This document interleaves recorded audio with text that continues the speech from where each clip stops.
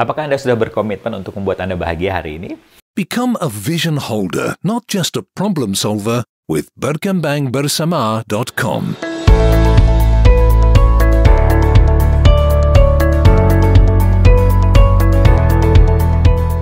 Perkenalkan, nama saya Rahmat Barus MBA, saya seorang master praktisi Neuro-Linguistic Programming, penulis buku 4 Langkah Mudah Hidup Semakin Berlimpah, serta podcaster di Berkembang Bersama yang pernah menduduki peringkat keempat di Apple Podcast.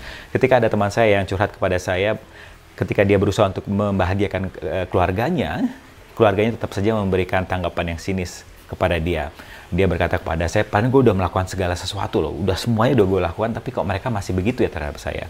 Nah, ada dua hal di sini yang bisa Anda perhatikan. Yang pertama adalah bagaimana jika ketika kita punya ekspektasi bahwa seseorang akan berubah akibat dari action kita, artinya Anda berada dalam sebuah ilusi, delusi, dan fantasi. Maksudnya gimana? Bagaimana jika orang mempunyai cara pandang sendiri dan kemampuan kita atau kekuatan kita hanya berada di pada keputusan yang bisa kita ambil. Sedangkan orang lain itu juga mempunyai cara pandang yang berbeda akan action yang kita miliki. Sehingga saran saya kepada teman saya yang pertama adalah hilangkan ekspektasi bahwa seseorang itu akan melakukan sesuatu yang kamu inginkan akibat kamu berbuat baik pada mereka. Itu yang pertama. Yang kedua adalah bagaimana jika kebahagiaan itu hanya akan bisa terwujud, terjadi kepada diri seseorang apabila orang tersebut yang mengambil keputusan kalau mereka ingin bahagia.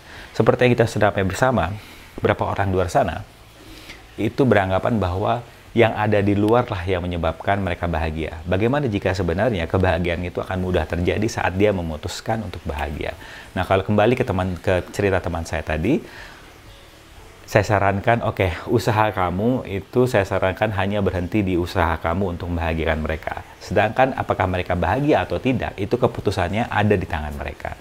Saat dia menyadari hal tersebut, dia merasa terbebaskan dan akhirnya dia memutuskan untuk fokus pada usaha dia untuk membahagiakan keluarganya.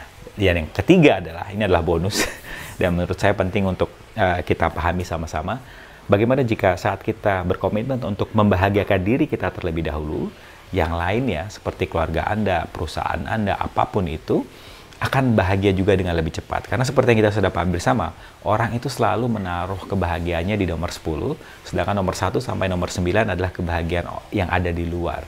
Dengan beranggapan saat gue mendahulukan kebahagiaan orang lain, gue bisa membahagiakan orang lain.